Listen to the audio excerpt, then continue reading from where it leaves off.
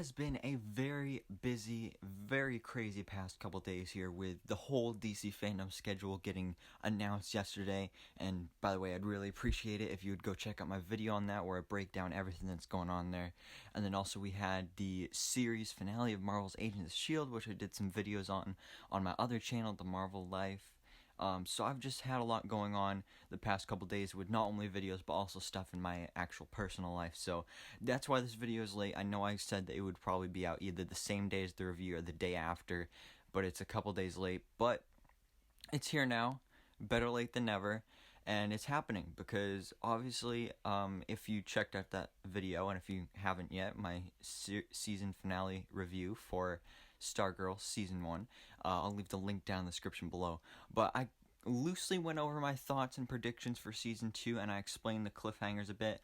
But in this video, this is where I'm really going to go in depth on all the cliffhangers, all my predictions, and everything like that on Stargirl Season 2. And we do know that we're getting a DC fandom panel next Saturday, although it doesn't seem like we're going to get really much of anything revealed about Season 2. Like, we might get a couple teases, but it doesn't sound like we're going to get any actual information. So, for now, it's really just up to predicting, and we honestly don't even know when this season is going to come out. I'm thinking it'll probably come out around the same time as Legends of Tomorrow and Supergirl will, in like springish of 2021. So I'm definitely looking forward to that. But for now, let's get into predicting Stargirl Season 2. So one of the first things I want to talk about is Isaac Bowen, aka the new fiddler, or if he doesn't switch over to the violin, then I guess we could call him the tuba-er, I guess. Although I highly doubt that's going to happen, because he needs to continue the legacy, take on the role of the fiddler just how his father did and then his mother did, and just continue the legacy and become the new fiddler.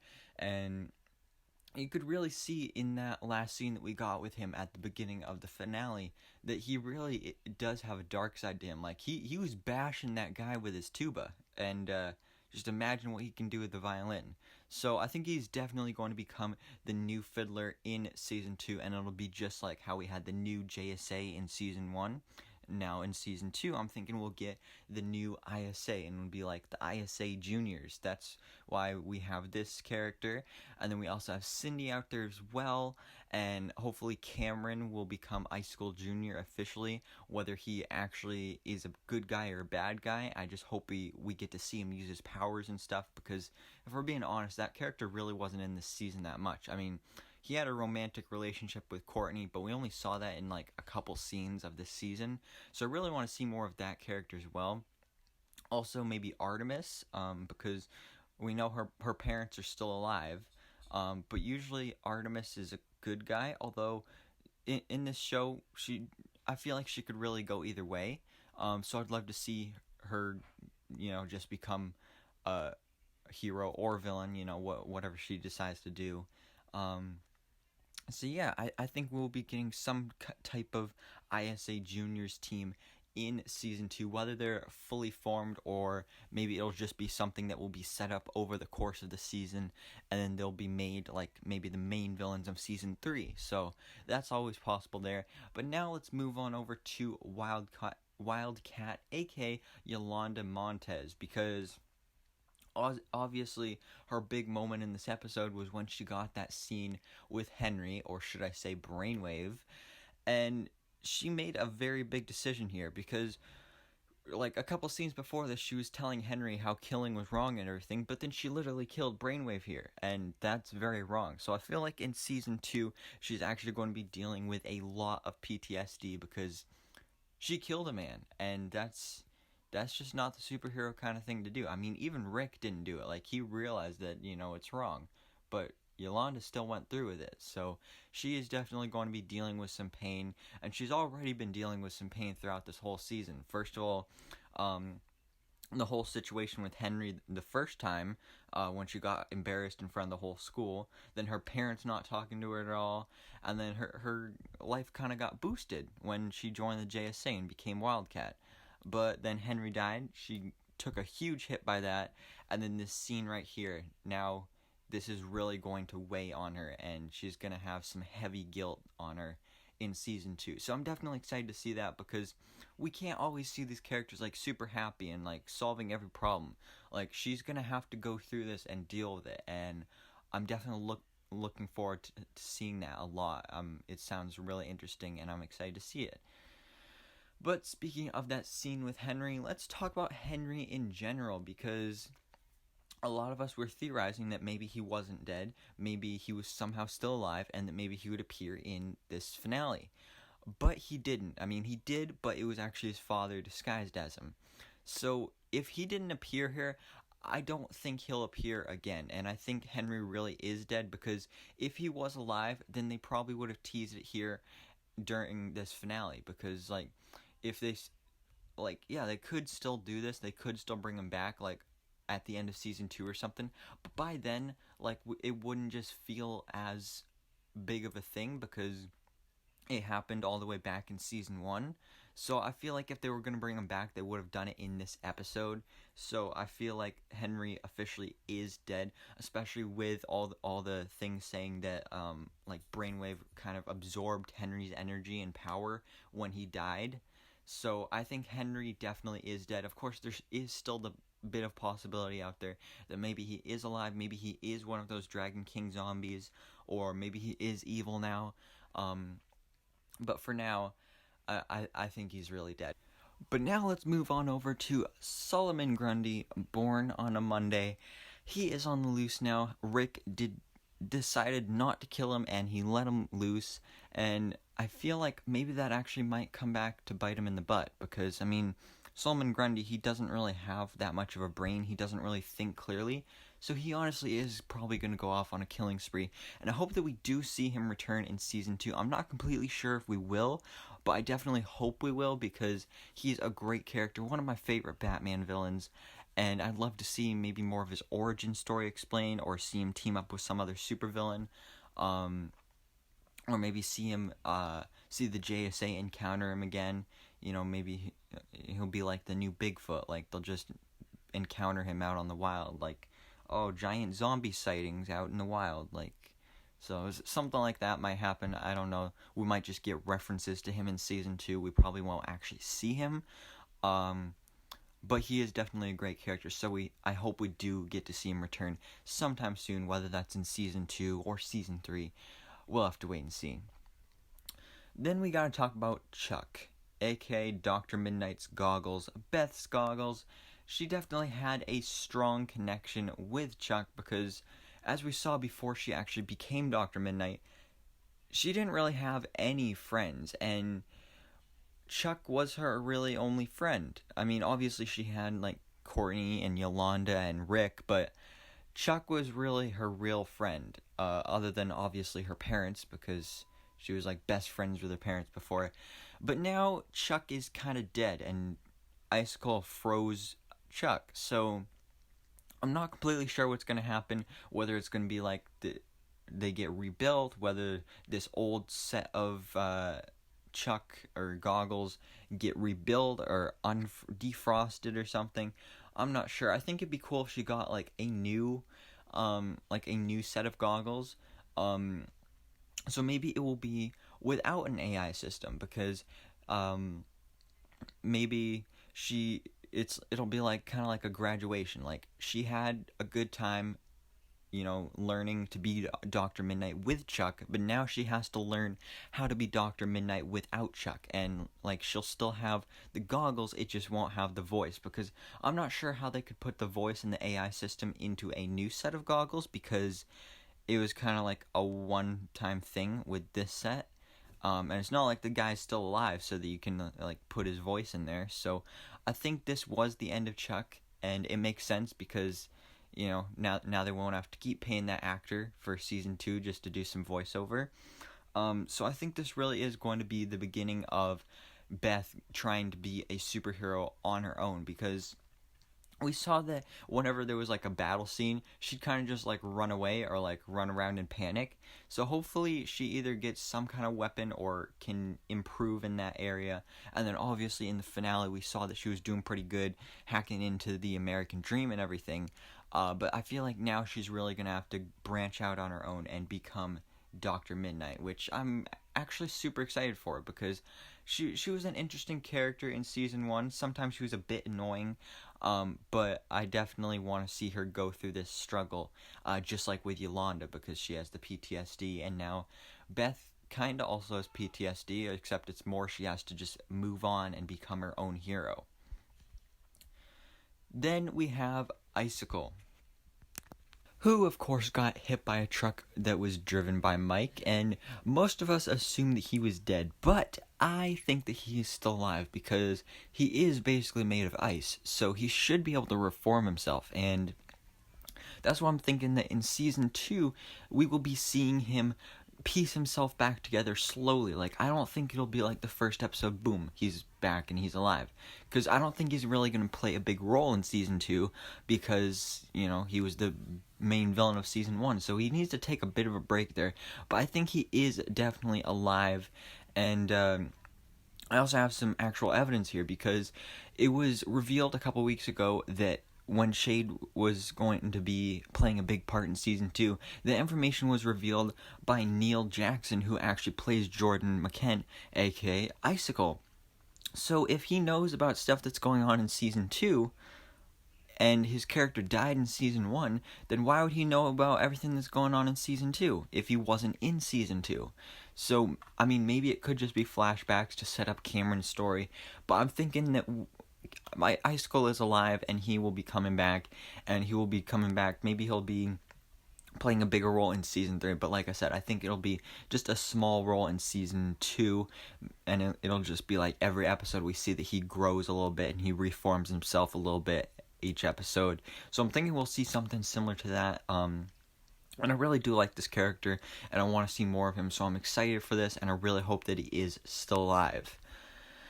Then we've got Janitor Justin, aka The Shining Knight. We saw in the finale that he decided to leave Blue Valley to go find his horse, to go find the 7 Soldiers of Victory. And in my review, I actually mentioned that this would be like a great opportunity for like a spin-off show, because I know a lot of people love him. He's a great character. And, I mean, he brought the KFC a couple episodes ago, so of course he was the MVP there. But I feel like he really should deserve his own spin-off show, because there's so much potential here. Because first of all, he's a great character that I want to see more of, but then also on top of that, seeing his journey here of not only finding his horse, because who doesn't want to see an Irish janitor flying around on a white horse with wings and stuff? Like, that'd just be awesome. So I want to see that.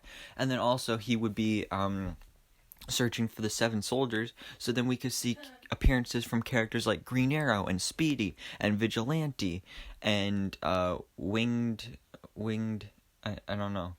Winged Victor is the name of his horse. So yeah, there's a lot of potential with this. I don't think we actually will get a spin-off show, but I hope we do, because there's just so many opportunities and possibilities with this.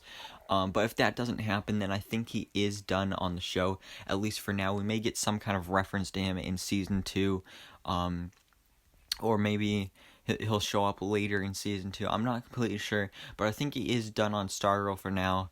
But it'd be great if you got a spin-off, maybe like HBO Max original or something like that, or even if it was just on the CW. But I definitely love to see that.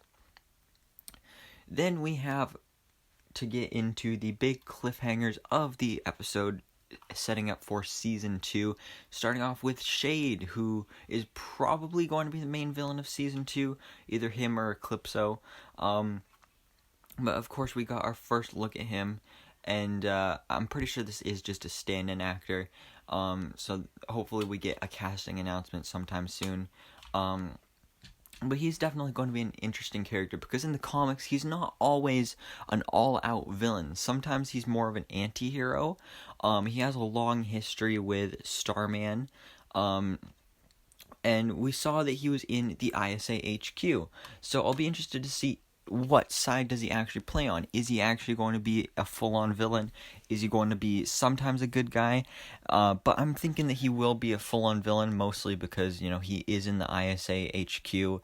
But I would like to see more explored with his backstory, not only his origin of how he got his powers and everything, but also just, like, we know that he betrayed the ISA, and in this scene, in the finale, we saw that he said that, basically he knew the plan wouldn't work, that Project New America would fail, and he was right. So I'll be interested to see what his plan is, because even if he's not a full-on villain, he still has to have some sort of agenda and some sort of motivation here. So I'll definitely be interested to see what's going on with this character. Plus, his powers are awesome. I love his powers. They're really cool. And we actually did see him at the beginning of the season in the JSA versus ISA fight when the original Dr. Mid-Nite got dragged away. That was Shade that did that. So I'm definitely excited to see more of this character in Season 2. But another villainous character that I'm looking forward to in Season 2 is Eclipso, because we saw this scene here with Cindy. She found this crystal, which is the Heart of Darkness. And if you don't know, this is actually like a gemstone that was mined on Apocalypse, home of Darkseid. So I doubt we'll be actually getting any Darkseid or Apocalypse backstory here. But it would be cool if we got at least some sort of reference here. But other than that, I'm not sure. Like, I don't know too much about Eclipso. I just know that he's dark, he's a villain, and very scary. And teaming up with Cindy, this definitely is not good for the heroes of the JSA. So I'm definitely excited to find out more about this character in Season 2. Find out, is he trapped in that crystal? Because I'm not completely sure. I think he is, because Cindy was like, I see you in there, Eclipso. So I assume Eclipso is, like, trapped in that crystal. And I'm not sure if it'll be, like, she can instantly release him, or if it's, like, there's some process in releasing Eclipso on the world. So yeah, I'm definitely excited for this. I'm assuming Eclipso will probably be the main villain of the season. But I'm definitely excited to find out more about this character and what their plan is, especially teaming up with Cindy. Then, of course, we have that big end credit scene stinger with Joel McHale. He's back as Starman. Sylvester Pemberton is supposedly alive. Or is he? Because everybody else that I've talked to about this scene specifically, they have no idea how this could happen. Because we literally saw Sylvester die.